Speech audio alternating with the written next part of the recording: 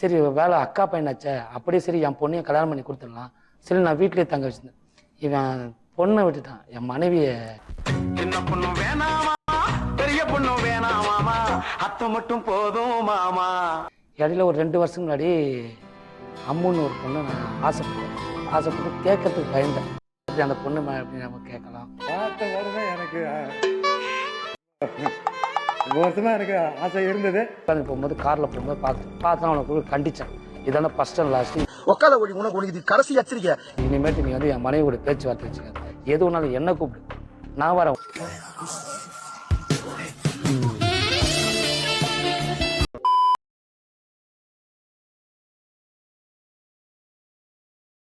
எனக்கு ஏற்கனவே ஒரு மேரேஜ் ஆகிட்டு ஒரு 5 வருஷமா என் ஒய்ஃப் எங்க போனாங்க ஏது போனாங்க இது வரைக்கும் தெரியாது. பணத்துக்காக என்ன மறந்து அவங்க கூட போனியே, என் தங்கமான மனசை விட்டு அவங்க கூட போனியே.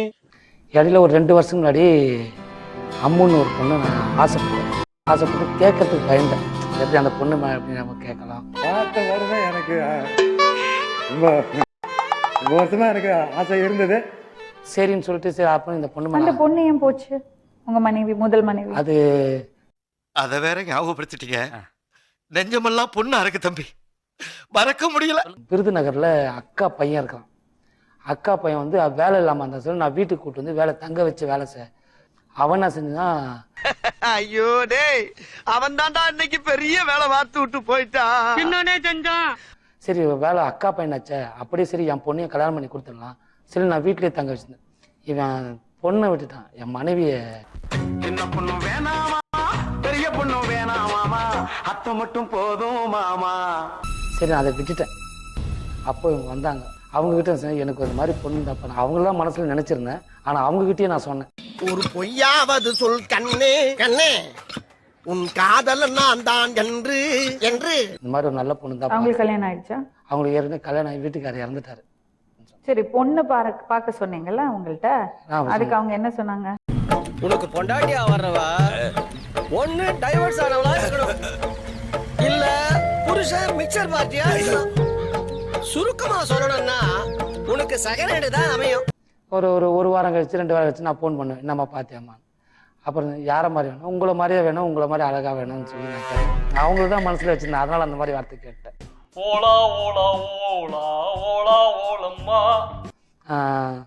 அதுக்கப்புறம் சரி நான் கல்யாணம் பண்ணலாம் வச்சாங்க. கேம்ப் ரோட்டில் தான் ஒரு கோயிலில் வச்சு 2 பேரும் கல்யாணம் பண்ணி வச்சாங்க. நல்லா சந்தோஷமா இருந்தோம். கடைசியில தான் வந்து சேர்ந்தாரு.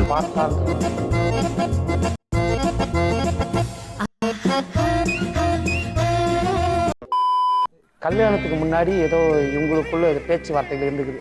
பார்த்தான்றவன் பேச்சுவார்த்தை இது எனக்கு தெரியாது. அட அறிவிட்டன உங்களுக்கு உனக்கு ஒண்ணுமே தெரியலையா? உனக்கு துரோகம் பண்ணாங்க. அவன் வந்து ஏமாத்தி என் மனைவியை ஏமாத்தி அவனுக்கு ஆசைக்கு எனக்கு வச்சிட்டான். என் மனைவி எல்லா உண்மையும் என்கிட்ட ஒளிவு மறை இல்லாமல் எல்லாத்தையும் என்கிட்ட சொல்லிடுச்சு. இந்த மாதிரி இருந்தாங்க, இந்த மாதிரி பிரிச்சுங்க. சரி நடந்தலாம் நடந்து போட்டு இனி நம்ம புதிய வாழ்க்கை தொடங்கும். இருக்கட்டுமே, இருக்கட்டும், என்னங்க இருந்துட்டு போதுங்க, என்ன இருக்கட்டும், இருந்துட்டு போகுது. என்ன ஜென்மம் முடிவேன். உட்காந்து போகும்போது கார்ல போகும்போது பார்த்து அவனை கண்டிச்சேன். இதான ஃபர்ஸ்ட் அண்ட் லாஸ்ட். உட்காத ஒளி உனக்கு இது கடைசி எச்சரிக்கை. இனிமேட்டு நீ வந்து என் மனைவியோட பேச்சுவார்த்தை வச்சுக்காது. எது ஒன்றாலும் என்ன கூப்பிடு, நான் வரேன்.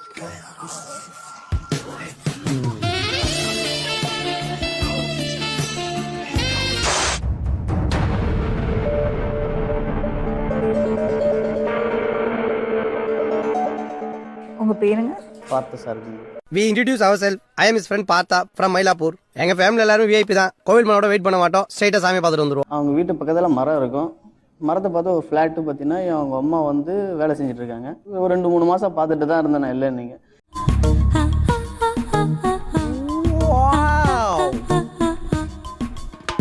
சரி பேசலாமே பழகிட்டு இருக்காங்க. சரி அவங்க வந்து என்னோட எதிர்க்க வந்து ட்ரெஸ் சேஞ்ச் பண்ணுவாங்க. நான் வண்டி இங்கிட்டு இருப்பேன், அங்கே இருப்பாங்க. அவங்க வந்துட்டு ட்ரெஸ் சேஞ்ச் பண்ணுவாங்க.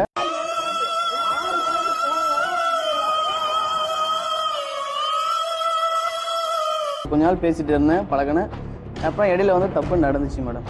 அதுக்கப்புறம் வந்து இவங்க வந்து சரி அப்படியே பேசிட்டு அப்படியே கொஞ்ச நாள் நான் அப்படியே என்ன பண்ணேன், இடையில வந்து இவங்க காசு கேட்டாங்க மேடம். நாபி கமலத்துல நல்லா எடுத்துட்டு வந்து கார் மேடம் நாளைக்கு கல்யாணம் மேடம் உங்களுக்கு. நாளைக்கு கல்யாணம் வச்சுக்கிட்டு என் கூட வந்து நைட்டுக்கு வந்து படுத்துட்டு போயினாங்க மேடம் அவங்க. அப்புறமா சொல்றாங்க நான் அதெல்லாம் உங்க கூட படுக்க முடியுமா படுக்க முடியாது எனக்கு தெரியாது, நீங்க வாங்க அப்படின்னாங்க மேடம். ஏழை கிறுக்கு பிடிச்சி ஆயிருவீங்க உங்களுக்கு காம வெறி பிசாசுகளா? நீங்க சொன்னீங்க இவர் தான் உங்க மனைவியை மிரட்டுறாங்கன்னு. ஆனா அவர் சொல்றது வந்து உங்க மனைவி தான் இவரை மிரட்டுறேன். இல்லை, அவங்க மிரட்ட மாட்டாங்க.